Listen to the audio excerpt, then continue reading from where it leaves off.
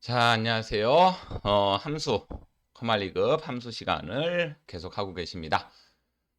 이제 어저께까지 우리 기본적으로 여기까지 배우셨죠? 뒷함수까지 제가 설명을 드렸었고, 오늘 웬만하면 끝내고 싶은데, 끝낼 수 있었으면 좋겠습니다. 그러면 끝낼 것 같으면 조금 시간이 길어질 것 같은데, 빨리 시작하도록 하겠습니다.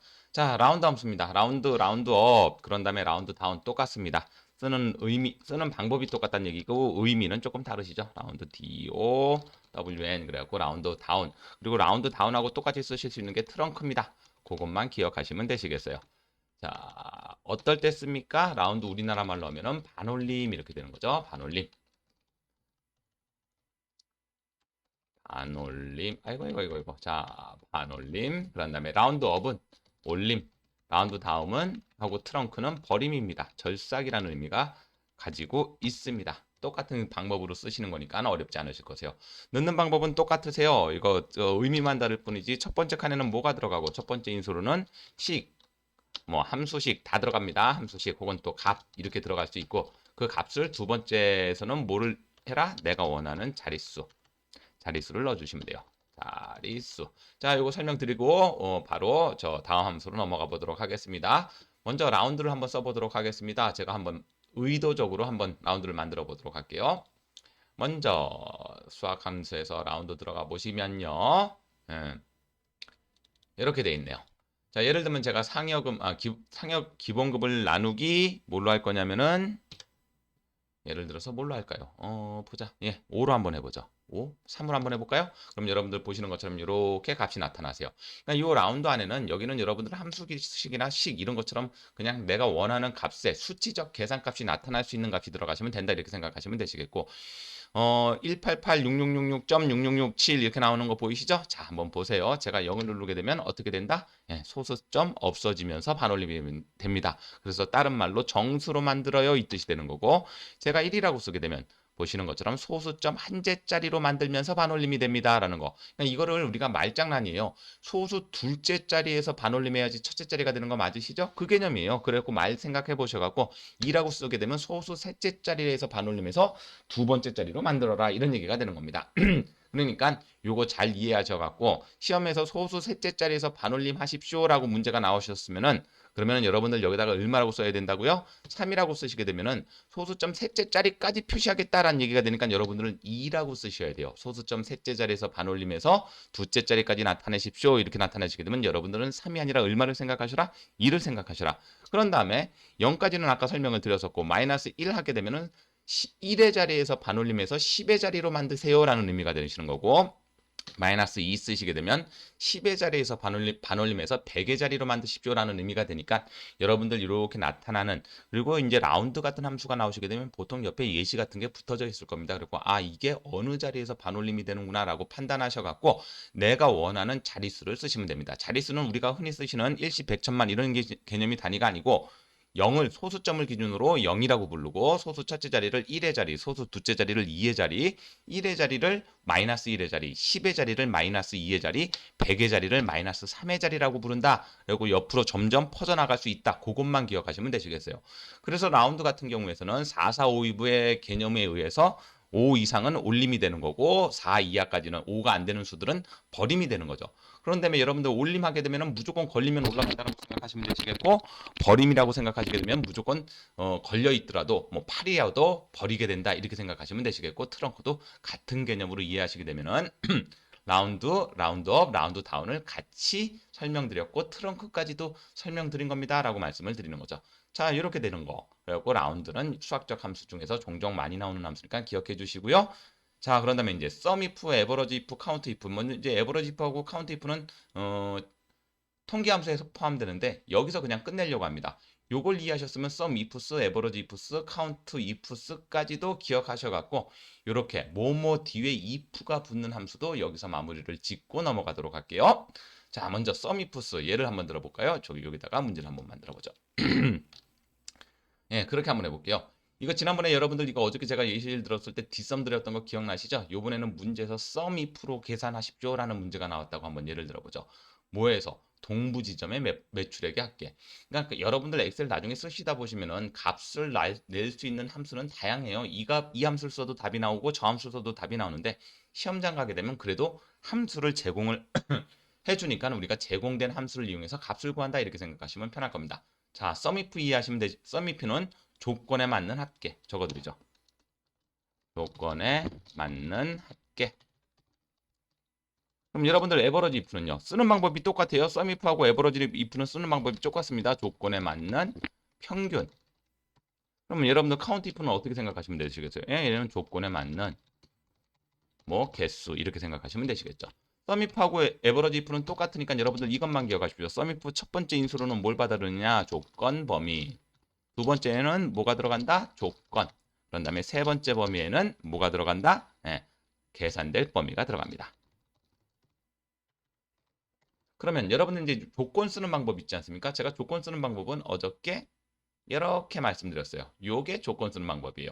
이상이면 이상, 문자는 그냥 쓰고 요거 조건 쓰는 방법만 이해하시면 되는데 이상 이하 초과 미만 아니다라는 거 기억하셔갖고 조건을 완성시키시면 돼요.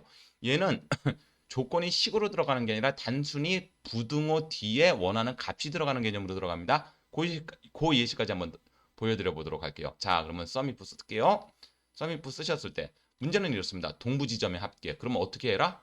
여기가 동부인지 아닌지를 판별할 수 있는 범위가 되는 거 맞으시죠? 그리고 조건 범위는 여기 내에서 내가 뭐라고 쓰고 동부라고 했으니까 동부 쓰시면 돼요. 이렇게.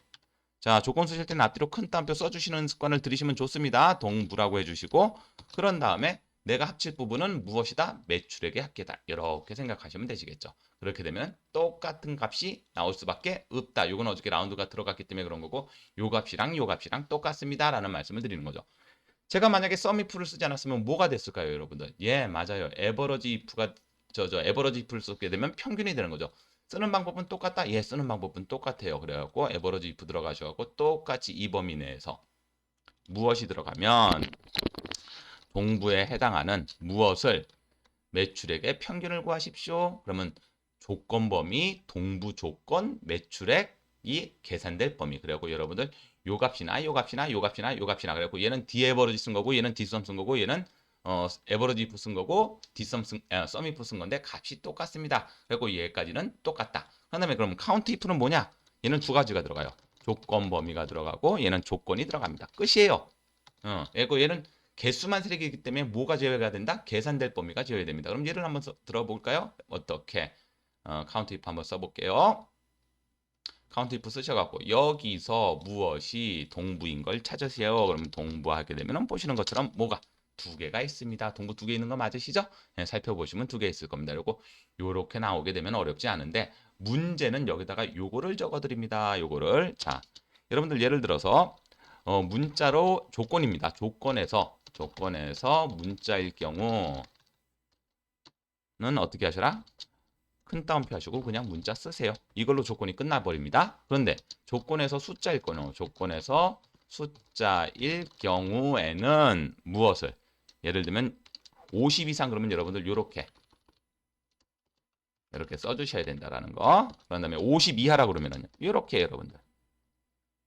만약에 50 초과라 그러면 조건을 이런 식으로 쓰시면 됩니다라는 거. 50 이렇게. 그래갖고 문자일 때는 그냥 문자를 쓰는데 우리가 이상 이하 초과 미만을 하셔갖고 만약에 숫자적 비교에 따른 함수를 완성하라 그러게 되면 여러분들 항상 부등호나 등호가 먼저 들어가고 그 뒤에 숫자가 붙는다라는 말씀을 드리는 거죠.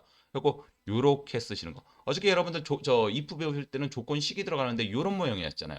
근데 얘는 이런 모양을 갖추지 않고 같은 조건이지만 얘는 조건식이라고 그랬고 제가 여기서는 조건이라고 말씀드렸죠. 그래서 이런 모양을 갖는다라는 거 기억하셔갖고 말 잘 생각하셔갖고 하시면 됩니다. 이제 뭐 가리키다 보시면 이제 조금 배우셨다가 오래되셨다 그래갖고 선생님 50 쓰고 이상을 뒤에다가 쓰시는 분들이 있는데 항상 등호나 부등호가 앞에 붙는다라는 거 기억하시고 여기서 하나 더 기억하셔야 되는 거 이런 게 짜증나요 여러분들. 뭐가 짜증나냐면요. 뭐가 짜증나냐면 여러분들이 이제 무엇이 조건에 수식 함수식이 들어갈 경우 어떻게 쓰셔야 된다. 잘 보십시오. 예를 들면 조건에 50 이상이 아니라 평균 이상인 게 몇 개냐 이렇게 되게 되면은 이런 식으로 들어갑니다. 이런 식으로 들어가고 난 다음에 엔드 기호를 붙이셔야 돼요. 엔드 기호가 뭐 할 때 생각이니까 %기호라고 불러야 되는데 그냥 저는 엔드 기호라고 말할게요. 이 엔드 기호는 문자와 함수를 연결할 때 해주는 연결자 역할을 하게 됩니다. 그거 기억하시면 돼요. 그리고 나중에 이거 다시 한번 설명을 드리겠지만 문자와 함수를 그러니까 아까 50일 때는 그냥 50이라는 거 그냥 이렇게 써주시면 되는데 평균 이상이라고 할 때는 여기에 바로 에버러지 이런 식으로 들어가게 되면은 이렇게 되면 오류가 뜹니다. 수식상 오류가 뜹니다. 그래가지고 이렇게 에버러지를 쓰시는 거 맞기는 맞는데 이 중간 사이에 뭐를 써주시라고요? 예, 엔드 기호 쓰셔갖고 여기서 이제 에버러지에 대한 뭐 범위가 들어가겠죠. 요런 식으로 쓴다라는 것만 여러분들 좀 외워주시게 되시면은 나중에 문제 제가 이제 문제 몇 가지 문제를 설명을 드릴 텐데 그때 어려운 거 없이 잘 따라오실 수 있다라고 생각하시면 되시겠어요. 자, 그러면 어려운 거 없으시죠? 예, 그리고 sum if average if count if 그리고 if가 들어가는 것들인데 그럼 여기 뒤에 s가 붙으면 어떻게 되냐? 얘는 조건이 몇 개 이상. 예, 의미는 똑같아요, 여러분들. 조건이 2개 이상일 경우 이렇게 되는 겁니다.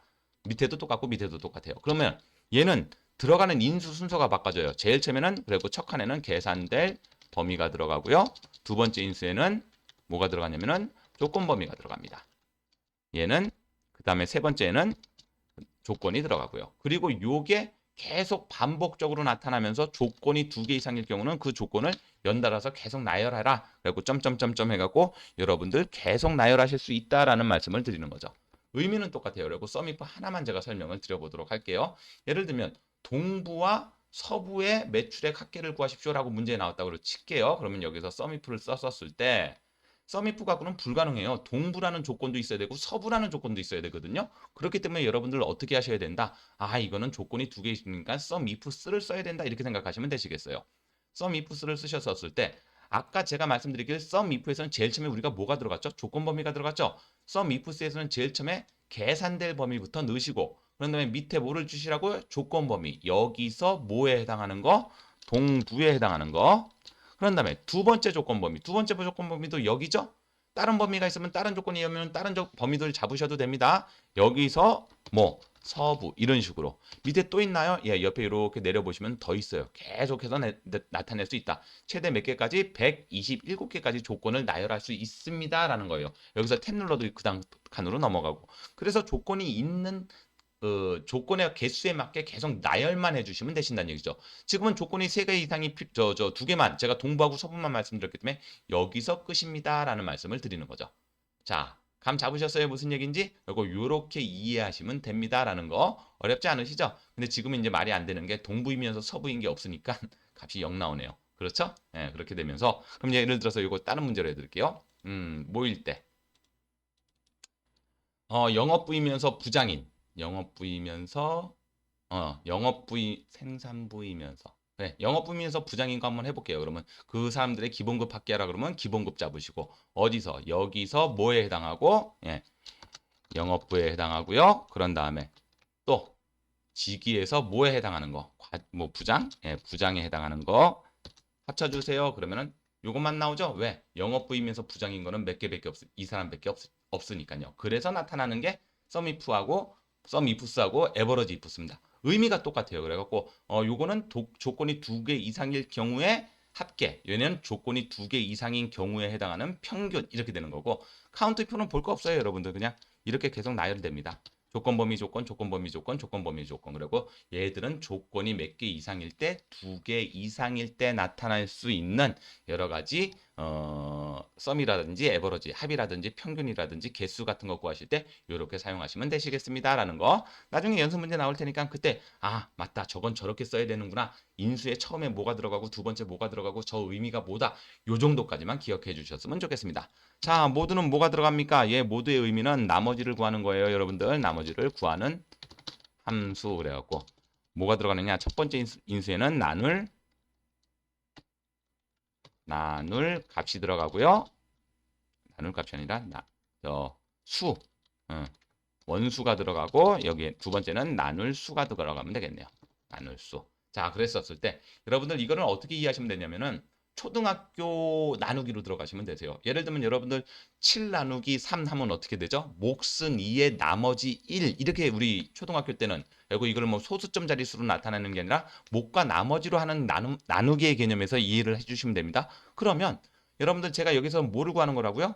예, 나머지를 구하는 거라고. 그럼 예를 들어 볼게요. 똑같이 여기 7이 있고 여기 3이 있으면은 만약에 모두를 구하게 되면 여러분들 몫은 2고 나머지가 1이었으면 2가 나오겠습니까? 1이 나오겠습니까? 예, 1이 나오는 겁니다. 그리고 나머지 같은 개념을 구할 때 쓰는 거다.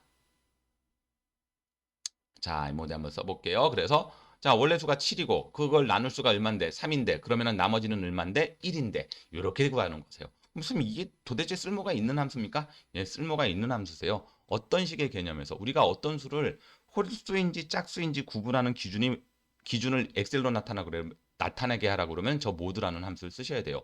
홀수인지 짝수인지를 구분하는 걸 수학적으로 얘기하게 되면 어떤 수를 2로 나눴었을 때 나머지가 얼마면 0이면 짝수고 나머지가 1이면 홀수고 이렇게 되는 거 맞으시죠? 그런 개념식. 그리고 혼자서 문제 나오는 건 절대 없어요. 나머지 다른 함수들하고 응용되면서 예를 들면 if라든지 뭐 추주 같은 함수랑 응용되면서 그때의 나머지를 갖고 여러분들이 어떤 식의 그 개념을 뽑아낸다. 그랬었을 때 쓰는 게 모드입니다. 그리고 예를 들면 이런 것도 가능해요. 여러분들 3의 배수는 그러면 어떤 식으로 수학적으로 표현할까요? 어떤 수를 얼마로 나눴을 때 3으로 나누었을 때 나머지가 얼마면 나머지가 0이면 그 수는 3의 배수입니다. 이렇게 얘기를 하게 되는 거죠. 그렇게 해서 하는 건데 어려운 함수는 아니죠. 내가 가지고 있는 수에서 나눌 수를 정해지면 그때 나온 나머지를 구하면 된다라는 거. 자, 난드 비트윈 함수는 무슨 함수냐 그러시는데 얘는 어, 난수를 발생시키는 거예요. 그러니까 정해지지 않은 수를 이걸 뭐라고 그래야 되냐? 그냥 뽑기수라고 말씀을 드리죠. 자, 그럼 예를 한번 들어볼게요. 수 1, 수 2, 자, 1, 45. 뭐 같죠? 여러분들? 예, 로또 같으시죠? 예, 한번 재미를 한번 해보려고 합니다. 그리고 얘는 두 가지가 들어갑니다. 시작값, 예, 바텀값이라고. 그러니까 낮은 값이에요. 낮은 값, 작은 값. 시작값이라고 할게요. 예, 바텀값이라고 하는데, 예, 그런 다음에 얘는 예, 끝값. 탑값이라고 나올 겁니다. 그리고 이렇게 두 가지가 들어갑니다. 그랬었을 때 시작값과 끝값 사이에서 무엇을 발생시킨다고요? 예, 난수, 정해지지 않은 수를 발생시킵니다. 어렵지 않아요? 보세요. 우리가 뭐 당첨 같은 거 구할 때, 자, 난도 밑에는 한번 찾아갖고 바로 설명을 드려보죠. 자, 여기 그러니까 바텀하고 탑이라고 돼 있죠? 바텀이 우리나라 말로 하면은 저 바닥이란 뜻이고 탑이 꼭대기란 뜻이잖아요. 그리고 바닥은 1, 끝은 45. 그렇죠? 바닥과 그래. 여기서 보시면 있고 답이 보통은 보여야 되는데 여기 일시적으로 찍혀요. 왜? 결정되지 않은 값이니까요. 확인을 눌렀었을 때 답이 나타납니다. 그래서 밑으로 당기게 되면 이렇게 임의적으로 계속해서 끌게 되면은 뭐를 계속 임의적인 난수를 발생을 시키게 됩니다. 그래갖고 이렇게 된다. 그래갖고 밑으로 끌었고 제가 심심하면 간혹 가다가 로또 번호를 이런 식으로 맞춰갖고 찍는데 이때까지 한 번도 된 적은 없습니다. 여러분들도 요거 한번 찍어 아닙니다. 자, 그럼 무슨 얘기를 하는지 모르겠네. 자, 그래고 이런 식으로 해갖고 일단은 어디까지 수학 함수까지도 끝냈습니다. 수학 함수까지 난드 비튼까지 설명드리고 뭐 인트하고 그런 다음에 뒤에 거 뭐 ABS나 뭐 저 이런 것들은 저번에 다 설명을 드렸었죠. 그리고 수학 함수도 끝냈어요. 수학 함수도 다 끝냈다는 뜻으로 노란색 채워 놓을게요. 그럼 이제 무슨 함수가 나왔냐? 이제 나머지 찾기 참조 함수 얘가 조금 말이 길어질 것 같네요. 그 중에서도 이제 컬럼하고 로우는 했으니까 vlookup 추주 인덱스 매치하고 이제 통계 함수에서는 예 랭크 EQ하고 라지 스몰도 했죠. 그러니까 요거 요렇게 남았는데 요거는 우리가 내일 깔끔하게 끝내죠. 제가 요번 주 내로 끝내드리도록 하겠습니다. 내일이 금요일이라서 저녁에 약속이 있을 것 같은데 내일 못 해드리게 되면 STDVDEV 예, 요거 하는데 만약에 제가 이제 내일 못 올려드리게 되면 주말에 꼭 올려드리면서 요번 주까지는 하고 커말 2급의 출제 함수를 쭉 정리를 해드리고 다음 주 월요일부터는 실제 문제, 실제 기출 문제를 갖고 함수 이렇게 푸십시오. 그리고 함수를 푸는 요령들까지도 쭉 나열을 해드리도록 하겠습니다. 그리고 오늘 수업은 일단 여기까지 해드리고 함수 마무리는 다음 시간에 해드리도록 하겠습니다. 자, 오늘 수업은 여기까지 해드릴게요. 수고하셨습니다.